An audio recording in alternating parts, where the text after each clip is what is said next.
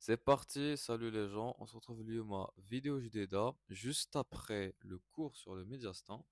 Donc là, on va résumer les notions les plus importantes, les notions اللي لازم تشدهم في راسك, لازم تحفظهم pour هاد le cours تاع le médiastin. Alors, on avait dit بلي le médiastin شنو هو?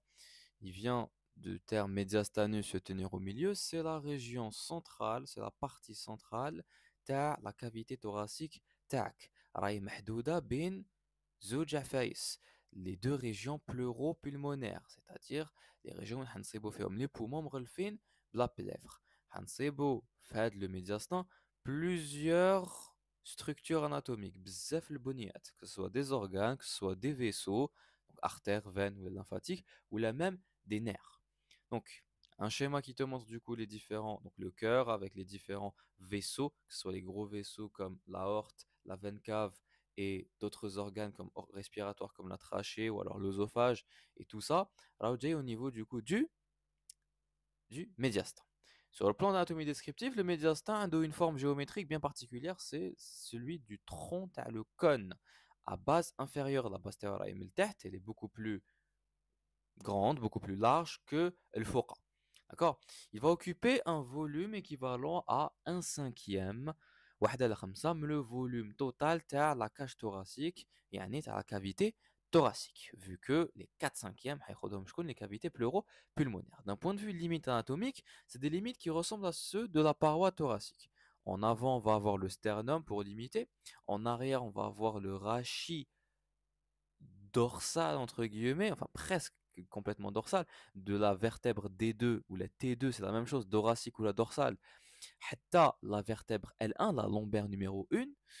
Mais le تحت, on aura le diaphragme, le muscle respiratoire, mais le فوق, l'orifice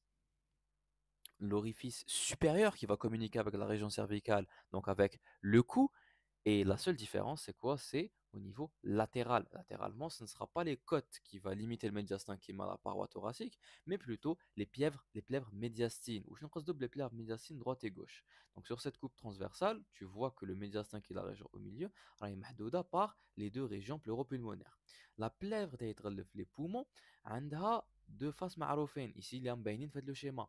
Donc عندي la plèvre اللي تكون قدام les côtes, تقابل les côtes, c'est la plèvre costale. Et عندي la plèvre اللي راهي interne, les rails en interne يتقابل لي وشنو le médiastin. C'est ce qu'on appelle la plèvre médiastine. D'accord? Droite et gauche, plèvre médiastine droite et gauche, c'est eux qui vont limiter le médiastin en latéral. D'accord? Pour l'anatomie topographique, alors il y a plusieurs divisions. Pour le médiastin, on peut le diviser en plusieurs régions. Bien sûr, ce sont des divisions virtuelles. C'est pour ça qu'on ne s'est pas mis d'accord sur une seule division. Mais les deux les plus importantes, et celle que tu dois retenir, faire le résumé, c'est la division anatomo-chirurgicale internationale, celle qui a été proposée par la Numina Anatomica, donc la terminologie anatomique de référence, qui a proposé la division اللي يستعملوها بزاف les chirurgiens. On a aussi une autre division اللي نسحقوها pour la radiologie, donc les radiologues يستعملوها, c'est la division de Felson. Ok? Donc pour la division internationale, le médiastin نقسموه d'abord en deux, على زوج, un étage فوقاني supérieur et un étage تحتاني. Qu'est-ce qui va diviser le médiastin en deux étages? Eh ben, c'est très simple, c'est une droite virtuelle. يعني خط وهمي entre guillemets. Donc un plan transversal وهمي virtuel qui n'existe pas, qui va passer par des structures اللي هم موجودين. Donc la droite ici HH' va passer par la crosse aortique, par la carène, bifurcation trachéale, et entre les deux vertèbres thoraciques T4 et T5. D'accord? Cette ligne transversale ou là, ce plan transversal va me donner le médiastin supérieur en haut et le médiastin inférieur en bas. Mention spéciale pour le médiastin inférieur, lui, il va encore être divisé, il va être subdivisé en trois régions. En A, on va avoir ici en A le médiastin antérieur, qui est une zone étroite ici entre sternum et péricarde antérieur. Le médiastin moyen, qui est le sac péricardique. Et le médiastin postérieur, qui est derrière la face postérieure de le péricarde. Et Mellor, il est limité par quoi? Par le rachis dorsal. Donc, médiastin supérieur, comme on les limites bénines. En avant, je vais avoir le manubrium sternal. Et en arrière, qu'est-ce que je vais avoir? Je vais avoir la vertèbre thoracique T4, le rachis dorsal, plus précisément ici T4. Mais le fort, j'aurai l'orifice supérieur, donc celui qui va communiquer avec le cou, mais on peut aussi parler d'un plan transversal qui passe par T2, ce n'est pas complètement faux. C'est juste un it. Et en bas, on va avoir du coup cette fameuse ligne transversale, cette fameuse ligne virtuelle qui passe par crosse aortique, bifurcation trachéale qu'on appelle aussi la carène, et, et la ligne à dire qui est au-dessus de T5 et au-dessous, ou là en dessous de T4. Très important à retenir pour les QCM. Donc ce médiastin supérieur va contenir plusieurs structures, بنيات بزاف, des organes, des vaisseaux et des nerfs. Maintenant, pour voir ces différentes structures, il nous faut une coupe transversale qui va passer justement par T3. Donc, à ce niveau-là. Donc, lorsqu'on fait une coupe transversale qui passe du coup au niveau de T3, on va pouvoir observer les différentes structures, les nsébohom, au niveau du médiastin, ici, supérieur. Alors, quelles sont les différentes structures? Ce sont les structures qui sont en continuité mashkon, ma la région qui fait la région cervicale, tu as le cou. Donc, c'est ce qui est entouré en rouge. Donc, on va avoir les deux conduits qui sont donc, واحد تاع الماكلة، واحد تاع الهواء, donc l'œsophage, tiers supérieur de l'œsophage. On va avoir la trachée. On va avoir les gros vaisseaux qui viennent du cœur. Donc, tout ce qui est branche la crosse aortique. On va avoir la veine cave supérieure. On va avoir sur le plan nerveux les nerfs phréniques qui vont innerver le diaphragme, le pneumogastrique qui est le nerf vague qui vient du système nerveux parasympathique, les nerfs cardiaques et une branche, tel le nerf pneumogastrique qui est le laryngé gauche, parce qu'on a, bien sûr, on a deux nerfs phréniques, droite et gauche, on a deux pneumogastriques, droite et gauche, et ici, le pneumogastrique ou là, le nerf vague gauche, il va donner une branche récurrente, et le voilà, regarde, tu vois le nerf qui descend et qui va donner cette branche. Cette branche-là, récurrente, va venir faire quoi? Va venir innerver elle va venir innerver le larynx, l'organe du coup, tu as l'appareil respiratoire, l'effort, là, trachée. Ok, elle va passer juste tête la crosse aortique. Très important à retenir. Et aussi, il faut retenir que dans n'importe quelle région du médiastin, on va trouver ténit des lymphonoeux. Donc ici, on va avoir des lymphonoeux paratrachéaux et trachéobronchiques supérieurs. Sans oublier, bien sûr, des structures comme le ligament artériel, qui est un ligament qui est du coup un vestige du canal qui reliait du coup la crosse aortique avec veine pulmonaire, euh, avec l'artère pulmonaire, pardon, euh, en plus du canal thoracique qui n'est rien d'autre qu'un vaisseau lymphatique très très important qui va drainer 3 quarts de la lymphe, t'as le corps TAC. Ça, c'est pour le médiastin supérieur. Toutes les structures qui ont une relation avec le cou et les structures qui sont supérieures au niveau euh, vasculaire. D'accord? Donc, on va vers le médiastin antérieur. Donc, هبطنا le deuxième étage. Le médiastin antérieur, c'est une zone réduite et étroite, محصورة entre le sternum en avant et le péricarde, ou du moins la face antérieure du péricarde.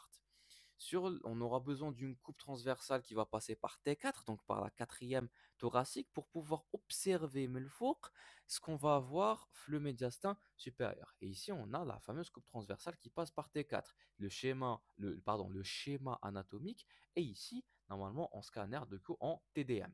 Qu'est-ce qu'on observe? On va observer deux structures particulières. On va observer ici les vaisseaux thoraciques internes et on va observer les lymphonoeux parasternaux et pré-péricardique. Je t'ai dit que les lymphonodes, tu vas les trouver dans n'importe quelle région. En plus de ça, on peut trouver la partie inférieure, le thymus, sachant que la partie supérieure, elle est présente à de l'enfant, le pôle supérieur du thymus, à le médiastin supérieur, à ne pas oublier. Ok? Après cela, qu'est-ce qu'on a? On a le médiastin moyen. Alors, ce médiastin moyen, araho, mahsour, le sac péricardique entre guillemets. Donc, la face antérieure du péricarde va le limiter en avant et la face postérieure du péricarde va le limiter en arrière. Qu'est-ce que je vais trouver comme structure latérale? Bien sûr, la structure la plus importante, c'est le cœur. Avec le cœur, qu'est-ce que je vais rajouter? Je vais rajouter les vaisseaux pulmonaires qui sont beinin henaya, donc artère et veine pulmonaire, on va rajouter les nerfs phréniques, donc les nerfs qui vont venir innerver le diaphragme, l'organe de la respiration, qui passe le médiastin supérieur vers ce médiastin moyen, car il passe de part et d'autre du cœur, avec les lymphoneux ici latéro-péricardiques et trachéobronchiques inférieurs. Voilà le schéma, les différentes structures, un schéma anatomique. Et bien sûr, pour observer ces différents contenus fleux médiastin moyen, il nous faut une coupe transversale qui va passer, une coupe horizontale qui va passer par la thoracique T8. Et on observe les différentes structures anaïres, dont le cœur et les différents vaisseaux pulmonaires. Le médiastin postérieur, lui, il est limité par la face postérieure du péricarde et le rachis dorsal. Et qu'est-ce qu'on va trouver fait? On va trouver des structures, des organes très intéressants. L'osophage thoracique, ce schéma-là est très important. L'osophage thoracique ici, qui est une structure très en postérieure, avec juste morah, enfin juste derrière lui, le canal thoracique, donc le fameux vaisseau lymphatique, il va drainer trois quarts à la lymphe, à le corps, tac. En plus de ça, on va rajouter la veine azygos, qui est une veine qui va drainer le sang à la paroi thoracique. Les branches taouha, qui sont des hémi-azygos. Là, euh, l'aorte ici, descendante, donc l'aorte thoracique ici. Donc tout ça, ce sont les structures que je vais trouver au niveau du médiastin postérieur. On peut rajouter à cela les nerfs et les ganglions pulmonaires. Donc on a le nerf pneumogastrique et splanchnique, donc le nerf vague ici, les deux nerfs vagues qui vont descendre ici au niveau du médiastin postérieur, sachant qu'ils étaient le médiastin supérieur. Et on va rajouter à ça les nerfs splanchniques, ce sont les nerfs qui viennent au genou du système nerveux autonome ici sympathique, pour être plus exact, parce qu'ici on a aussi la chaîne de ganglions, euh, de ganglions, de ganglions ici prévertébraux, enfin paravertébraux, pardon, les rahom juste dans la colonne vertébrale. Donc ce sont les ganglions de le système nerveux sympathique. Ok? Et on a terminé avec les notions à connaître, la division internationale. On a une deuxième division qui est la division anatomo-radiologique de Felson, qui est utilisée en radiologie, où ici on va plutôt directement couper et diviser le médiastin TAI selon le plan antéro-postérieur, selon le plan sagittal, le plan de profil. Donc, je vais avoir un médiastin antérieur, je vais avoir un médiastin moyen, je vais avoir un médiastin postérieur, auquel on va garder les trois médiastins, les trois régions antérieures, moyen et postérieur, maximum en étage. J'aurai un étage supérieur, un étage moyen et un étage inférieur pour les trois régions.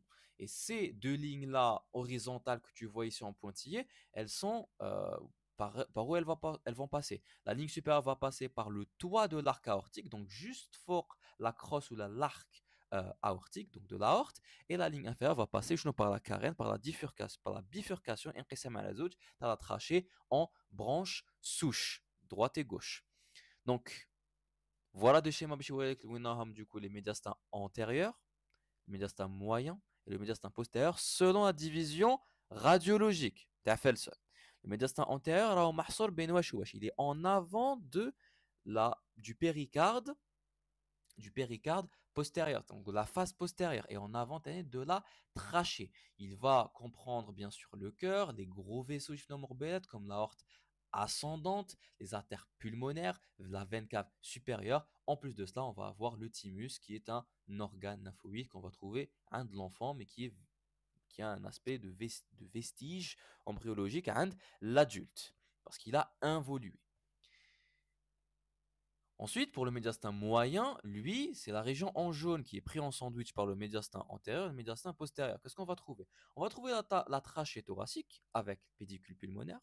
On va trouver la crosse de l'aorte et la veine grande azygos à ce niveau-là.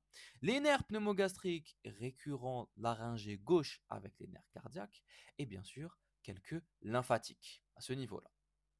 Ok?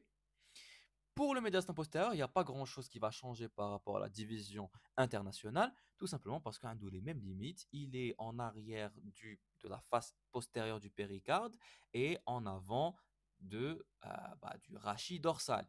Et au niveau des structures, on va trouver les mêmes structures, c'est-à-dire l'osophage, le canal thoracique, les structures nerveuses, les ganglions, les lymphoneux, pardon, les ganglions ténites sympathiques, nerfs splanchniques, etc. Donc ces structures-là, avec bien sûr veine azygos et hémiazygos et l'aorte thoracique descendante. Ce sont des structures, les la classification euh, internationale pour le médiastin postérieur, mais aussi pour la radiologique, le médiastin postérieur TENIT.